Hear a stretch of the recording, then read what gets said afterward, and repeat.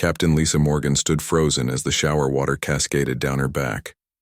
The alien woman before her was unlike anything she had ever seen. Her skin shimmered with a pale blue tint that seemed to glow in the dim bathroom light. Long silver hair flowed past her shoulders and her eyes were large and violet-colored. The alien stood perfectly still, watching Lisa with curious eyes. She wore a form-fitting silver suit that seemed to move like liquid metal. Her hands were delicate with long fingers that ended in what looked like small crystals instead of nails. Lisa reached for her towel, but the alien woman raised one hand. The crystals on her fingertips began to glow with soft white light. Lisa felt a strange calm wash over her mind. The fear she had felt moments before melted away. The alien spoke, but no sound came from her lips. Instead, Lisa heard a melodic voice inside her head. "Do not fear me, human. I am Zara of the Celestial Fleet." Lisa wrapped the towel around herself and took a step back. "How did you get on my ship?" she asked aloud. Zara tilted her head slightly. "Your vessel interests us. We have watched your species for many cycles. You are different from what we expected." "What did you expect?" Lisa asked, trying to keep her voice steady. Zara moved closer with fluid grace. "We expected weakness. We expected a species that would bow before superior technology. Instead, we found something else." She paused, looking directly into Lisa's eyes. "We found courage." Lisa felt her heart racing. This was first contact with an alien species, and it was happening while she stood in a towel in her private quarters. The situation would have been laughable if it wasn't so dangerous. "Your people fight against odds that would break other species," Zara continued. Her mental voice carried notes of admiration. "When our scouts reported this, we thought they were mistaken." Lisa found her confidence returning. "What do you want from us?" Zara smiled, and Lisa was surprised to see the expression looked genuinely warm. "We want to understand. You have something we lost long ago. Something we need to remember. What is that?"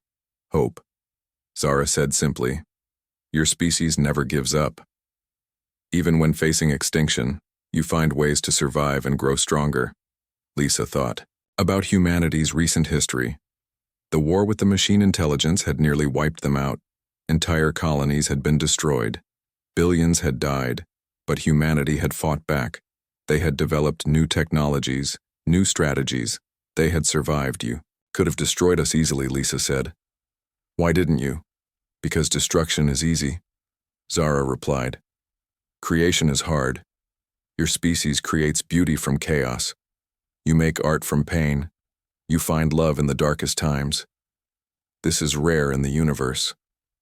The alien woman moved to the small window in Lisa's quarters.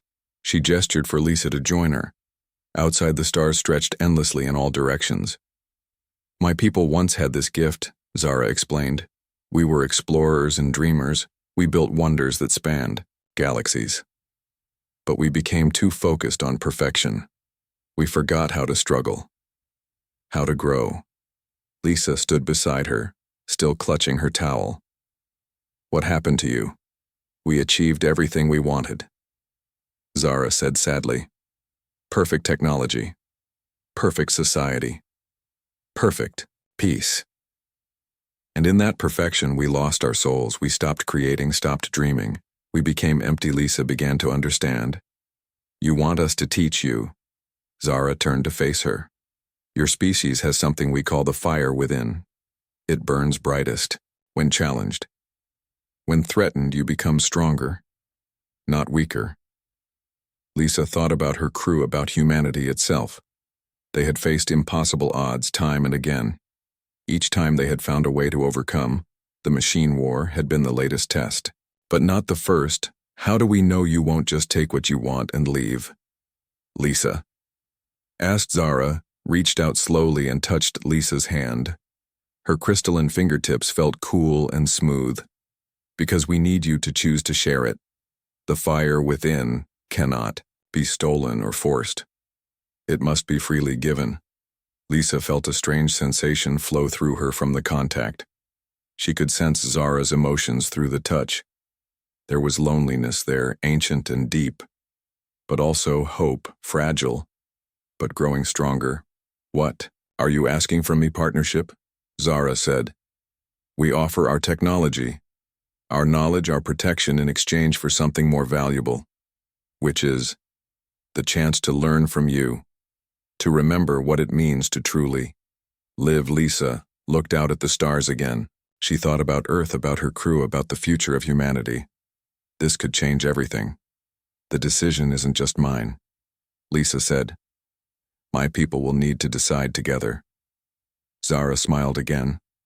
Of course, this too is something we must learn. Democracy, hope shared among many rather than controlled by few. She began to fade, becoming translucent like a hologram.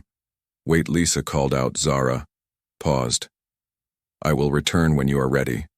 The choice is yours to make. Take the time you need. Will I see you again? Lisa asked. If you choose to accept our offer, you will see much more than just me. Zara replied. There are others who wait to meet humanity, to learn from the species that refuses to surrender.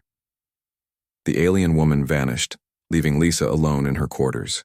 The water in the shower had long since turned cold, but Lisa barely noticed she had decisions to make, conversations to have with her crew, and with Earth Command. She looked at her reflection in the mirror. A human woman who had just made first contact with an alien species while wearing nothing but a towel.